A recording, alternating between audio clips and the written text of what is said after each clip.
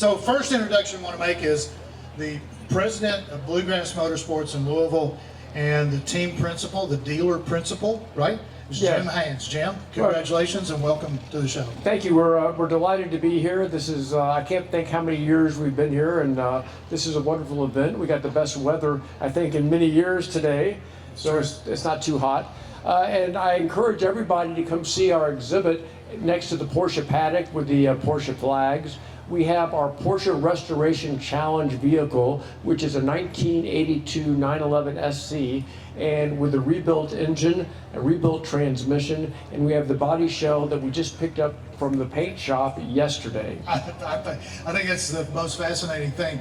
They're not finished with it. They got it out of the body shop yesterday. They brought it here today. It's going back in again on Monday, according to Stephen. And one of the other fascinating things that I thought was great about this project here is that they've incorporated a nationally known, long-time serving concours competition judge to advise them, and that is Alec Van Ryan. Alec, thank you for coming too. Well, apparently I owe you $20 now for the bill. Thank you. No, it's been a pleasure because it's for me this is the team. My role is basically as the protagonist, as the volunteer outsider that has been judging on a national level for 37 years, to look at it from a judge's stand and really look at the finite detail, because they're putting it together mechanically perfect. I mean, this is between the body, what Stephen has done as far as getting the parts, the way it's been assembled. It is as good, if not better, than what the factory, because there's been all this time on it. But when you put everything together, then how does it look? What is this presentation? There's also a history on this, because you're bringing something back from 40 years to what it was at that time. Or better, which is the definition of concours, right? I mean, it's what they imagined it to be ideally, and then another little step better.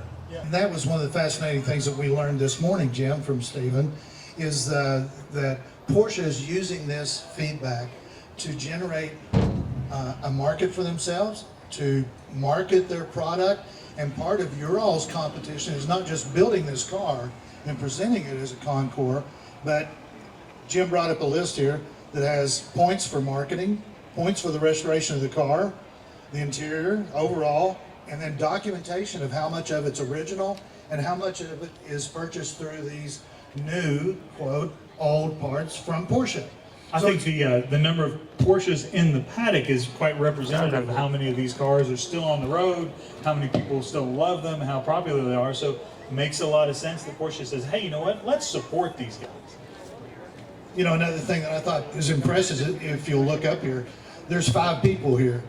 We don't just have the principal, the president of the company talking. What we've got is he and Stephen, who's the shop foreman, said, no, you know what, we've got a team. I want to bring the whole team up. And one of them, who's near and dear to my heart, is the technician standing here beside us, and that's Ryan. Ryan, thanks for coming up. The reason technicians are near and dear to my heart is I were one. How long have you been at Porsche? How'd you get your training? How'd you get involved with this? Thank you for having us here too. I've been with Porsche for about 9 years now. Don't look like it, but it's been a challenge getting this car together. But with all the training that we were able to get for all the classics and new cars, we're actually able to keep these projects going on and learning more about these classic cars. It's a dying breed with technicians right now. Everything's going a lot more advanced, and a lot of these cars are kind of dying off. But with this training that we're able to get through Porsche, we can actually keep on the training, learn more about these cars, and keep them going on. You know, it's very interesting. They're kind of looking backwards a little bit. I think there's a lot of recognition out there of the Porsche as a performance vehicle for decades, right? And then I think that what they're seeing here is an opportunity to generate the interest at the dealership level, and then by your dealerships, national level, and aficionados of seeing what you guys are doing. I think it's just incredible that you're doing that. Steve is the parts and service manager, right? Correct. And like I joke, I get to tell everybody what to do, but then I have to find the parts for them to do it with. To make sure that what they're doing is the right thing. And you're the one Exactly. responsible for that. Exactly.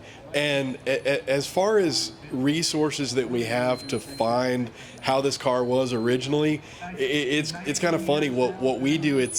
We have documentation from Porsche. We have the original build sheet on the car, so we know how it was originally built. But actually having somebody like Alec on the team is really key, because he's a good source for original material, like what this was supposed to be like. This was done this way. Like with the seats, the pleats ran in this direction. He would help us verify that, but he's not infallible. We won't go to the infallible. No. But Right. but yeah, he's a great resource for us. So I guess to bring it to a head, folks, what we're talking about is a display at the Porsche end of the field, which as you come in the front entrance down here, if you drive up the main entrance, that is the east side of the field when you first come in, the two white tents. Jim, we'd like to let you close this out if you have other words you'd like to bring up. Yes, on August 27th, August 7th in Atlanta, Georgia, there's going to be a Cars and Coffee, and all the contestants in the South Central region, like our car, will be there for the final judging. So if you're in Atlanta the morning of August 7th, please find out where the Porsche Challenge is going to be, and it's going to be at the it's called Caffeine and Octane at the Town Center at Cobb in Kennesaw, Georgia. Got it. And that brings up a little point we had mentioned. The body is down there on a roll-around chassis rollers. The engine is sitting on a bench. The transmission's on another bench. It is now July 16th, and this vehicle is going to be in competition August 7th. less than a month. Yeah. So if you want a good definition of what under pressure means, come on down to the tent. Let's talk through what all they have left to do.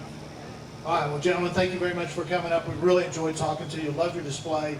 Hope a lot of people come down and take a look at it and Thank move you. you forward.